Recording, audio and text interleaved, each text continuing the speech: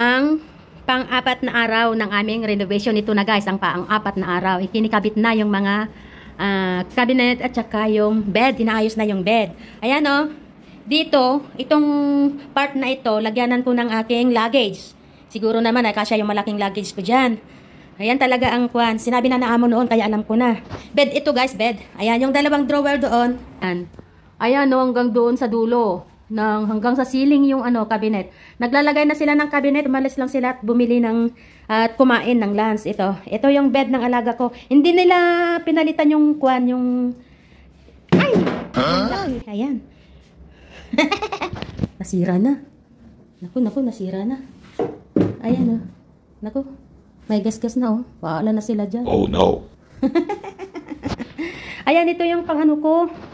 Dito daw ilalagay yung aking luggage, sabi ni amo. So yan ay para sa aking luggage. Isang luggage lang daw ang pwedeng ilagay. So yan. Dito naman, siguradong akin yan, pang damit ko. So masyadong maliit. Tatanggalan na ng isang kon doon. Hindi bale, yung luggage ko naman doon, lagyanan ko na ng damit. Ayan. Siguro akin din yan. Lagayanan ko din siguro ng kwan. Ilalim ng bed yan ng aking alaga. Parang gumanda siya. Ayan Yun yung headboard niya, maganda. Maganda ang ginawang headboard. Saka ito naman yung, sobrang laki talagang, diin talaga doon sa kwan, sa dingding siya hanggang sa kesame. Talagang sagad na sagad, At meron pa siyang dyan, di ko alam kung anong gagawin dyan ng alaga ko. Maganda pala siya guys. Dito ay meron ding cabinet doon sa taas. Lagyanan siguro ng abubot ng alaga ko na doktora. Tapos dito, ayan, meron ding cabinet dyan. Hindi ko alam kung ano lalagay nila diyan.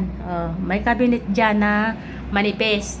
Dito, siguro dito ilalagay yung ng alaga ko.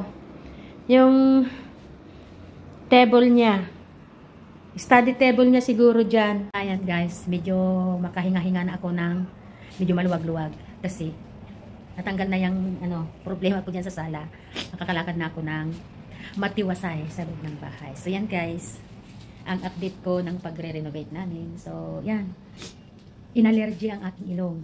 Hindi yata sanay sa amoy ng pintor.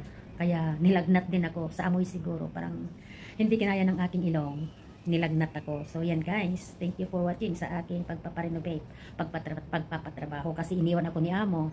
Ibinigay sa akin ang obligasyon niya dito sa bahay niya. So yan guys, thank you for watching. God bless. Mama Chup Chup. Bye.